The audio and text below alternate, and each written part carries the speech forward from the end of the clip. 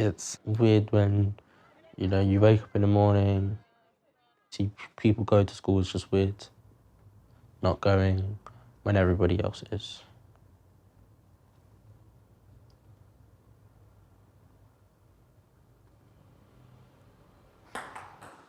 My name is Sean Clark Sese and I'm 13 years old.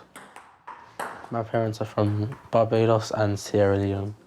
I grew up normally, like everybody else. Yes, usual. My sisters affected me a lot when I was younger. They influenced me in terms of like music, the way I acted, all of that. Well, I was one of those kids that always wanted to be older than I was for some reason. But I'm not really like that anymore. But it's like when you see like older people and you want to be like them. I was just one of those kids.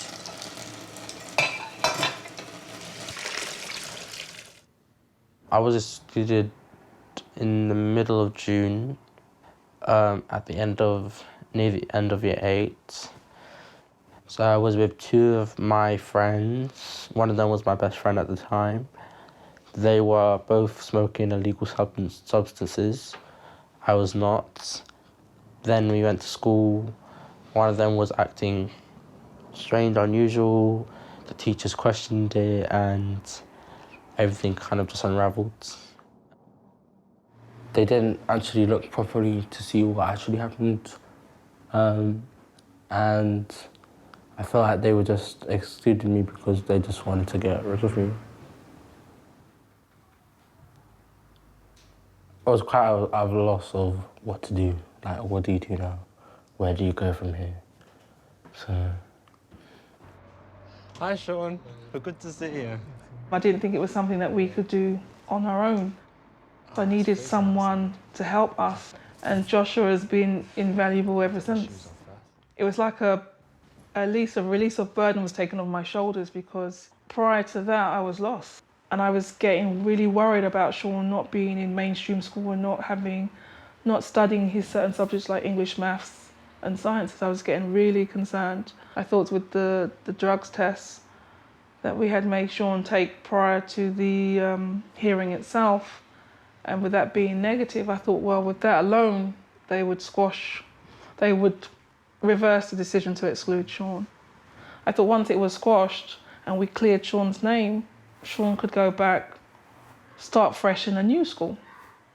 But that's not the case, is it, Joshua? No, it's not. And the difficulty in that is it becomes, we finished one battle, we've started another one now. So in terms of where we're at the moment, we're going through the application process now. We have to go through the same process which is reserved for excluded pupils. And that shouldn't be the case, simply because the unique nature of the IRP decision, the findings of indirect discrimination within that decision, and more specifically, because he's technically still on their roll, he has a school place. And that in itself doesn't make him a priority. So that means he still has to wait on a waiting list. But during that time, he's missing out on an education. It's a long time to be out of Absolutely. mainstream education. And it's frustrating for us because Sean wants to go back to school. He's desperate to go back to school. He's desperate to wear a uniform and just be like a normal kid. So it's weird not having like a set timetable, or like you come home, you do your homework. It was like a regular for me. Just a routine that, you get used to. Do you feel like there's been a shift in your mind about what you want to do with the future or how this will impact it? I think it's a lot of more motivation now. In terms of obviously what I want to do, that's still the same, but... Which is acting. Yeah, and it's more of a motivation to do better and do well, so that it's like proving all these people wrong who said who painted me to try to paint me to be something that I'm not. With this one, with this side. Yes, please. All of this. Yes, Sean, please. My nail. Excuse me? My nail. Should I do it? Or can you not do it? No, I can do it. Okay. Look, Sean, there is a technique to doing this, yeah? Let me just show you, yeah? Yeah?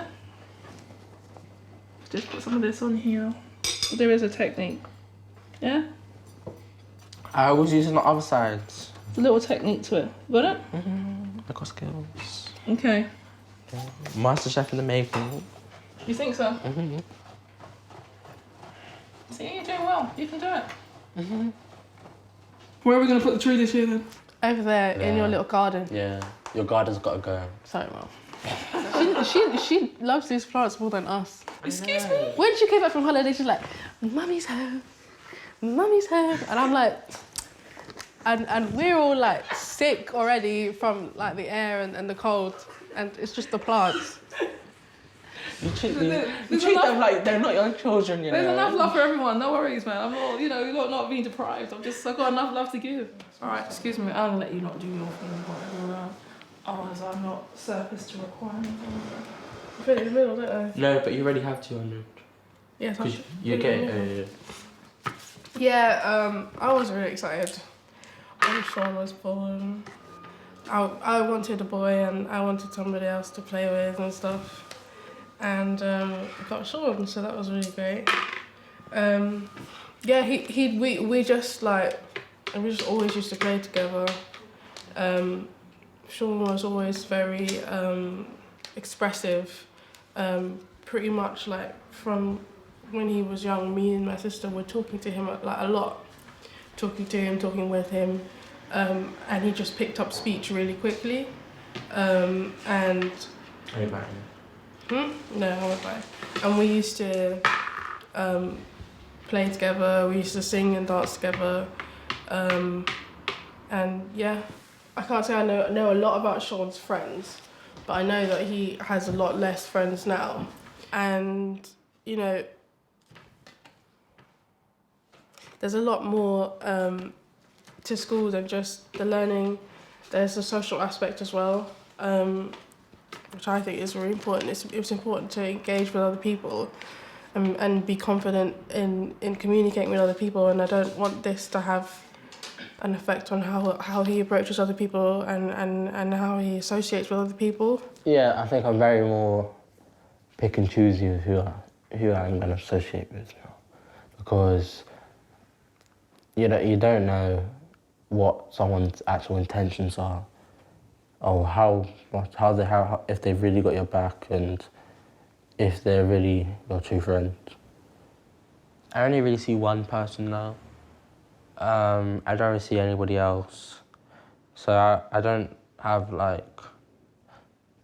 I'm not I can't explain it, I don't see people a lot, I don't talk to a lot of people anymore like I used to. So it's been quite different because I was one of those, what's it called, a socialite? That was called? Yeah, I'd say I was probably a socialite. But yeah, I only really talk to one person now. Hi. Hi. Hi, Luca. Alright. Yeah, hi. Change. There's a really small door. Which one's that? You see where all the pictures of Yeah, but which one's been? the other side. The new one. The new one. What corridor? See the one where you're if you turn right, the art room's there. That corridor. Yeah, there's a small door before it, and there's a history classroom. Yeah, obviously. I might watch it. Really? Because the guy from Shiro's Story, have you seen You have not seen Shiro's Story, yeah? Nope. That's a bit sad. But the guy from Shiro's Story is on it, so... Do you have school on Halloween? Is it a Wednesday? I swear it's a Wednesday. I think it's a Thursday. Is it? Do you have school though? On Halloween? Yeah, I'm pretty sure. Well, unless they. No, because I wanted to go trick-or-treating, yeah. And then after that, go back to one of our houses and watch a scary film. Yeah. Sean, how does it feel Luca's going back to school? Yeah, he's gone back to school today. Yeah. Does it feel? It's quite weird because everybody's gone back to school today. So when you see everybody, like you wake up in the morning, see everybody in their uniforms on their way to school, and then you're not, it's just a bit weird because it's like, well, everybody else is, at school, and I'm just at home doing nothing really. I just don't think they've really given him a chance. A lot of people, when they first encounter him now, they only really see that's like one thing, and that's just the colour of his skin. And I just think he's completely he's not thuggish, he's not aggressive or anything like that.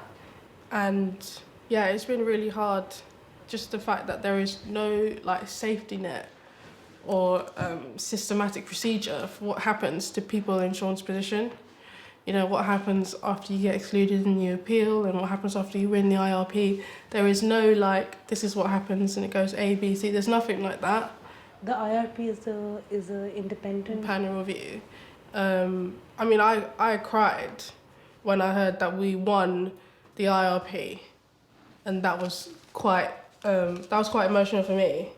But unfortunately, however happy I felt at that moment, it's kind of been a bit redundant now because the system is still quite messed up, and we're still in a situation where we have to resolve how we're going to get him into the school. It's such a long-winded journey, and we're still not at the end. I hope that when we do get there, he still is the same Sean, basically. So yeah. What helped you cope during all of this, Sean? Family for sure. They always supported me, gave me advice, made me feel better about things.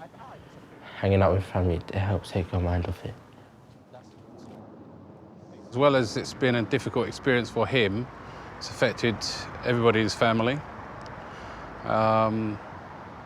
We've learned a lot about the whole system, and it feels like that's what we're fighting against, not just an individual, not just a school, not just a board of governors, but a whole system. Unfortunately, I think, as I said when we had hearings, that this whole incident says more about the school and the system than it does about Sean. At the end of the day, the main focus is that he gets an education, and every minute, every hour, every day that he's missing from a mainstream school where you would want him to be covering all parts of the curriculum, having ideas about his future, having his mind being stretched to the best of his ability. Every day that you're missing is a failing. Right now, we're still trying to find a suitable school from him. They keep telling us it's a very unusual situation, but I don't really understand that, and there should be someone in authority that simply says, now that this has happened, it's been overturned, he's now no longer an excluded child, what can we do for you? They should be jumping through hoops to try and get him back into a mainstream school and doing everything that they can. And I can't believe that there's someone not in authority enough to make that happen and to make it happen quickly.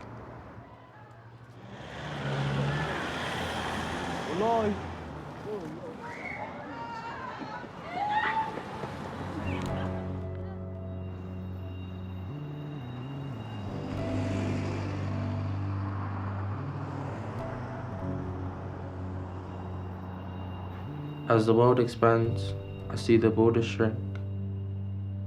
I am the unwanted voice, the will that strains. Sentenced for this, ostracized from that. As my colour draws focus, I feel my colour drain. I didn't ask for this, and yet I am not ashamed. My father's soil, my mother's soul. I am the water's edge, I am the fields that were sowed. So much more than is seen will I ever be known.